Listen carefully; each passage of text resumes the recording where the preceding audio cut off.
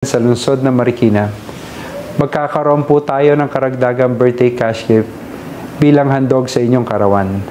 Simula August 1, bawat isa po sa atin ay makakatanggap ng karagdagang 1,000 piso.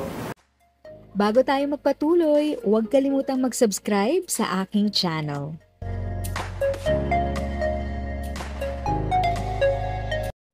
Thank you sa pag-click ng aking video. Good day po sa lahat ng mga nanonood. Sa mga bagong viewers at napadaan lang, by the way, I'm Tita Eda.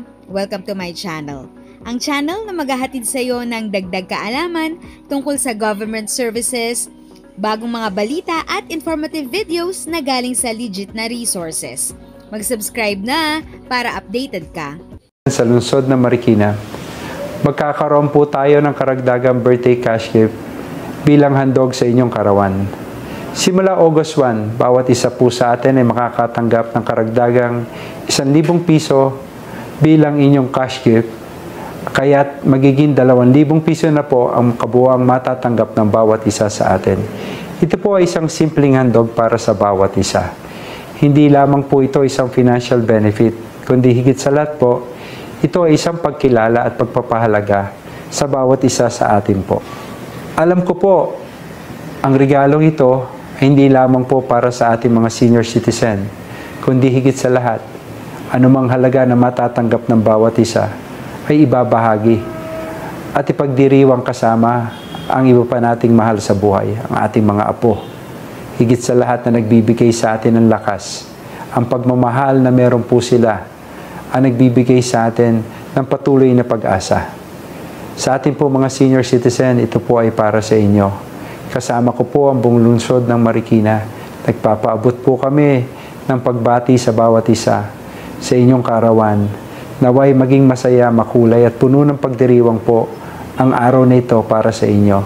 Mahal po namin kayo. Maligayang kaarawan po sa inyo. If sa tingin mo, natulungan ka ng video ko na ito, nakasave ka sa oras mo, you can click yung thanks button at any amount ay malaking help sa pag-grow ng channel ko. Yun lang po muna ang aking update. Sana ay nakatulong na dagdag kaalaman ang aking shinare today. Ang goal ng aking channel ay mag-create ng awareness. Kung ganitong mga topic ang gusto mo, panoorin mo ang mga videos ko na ito.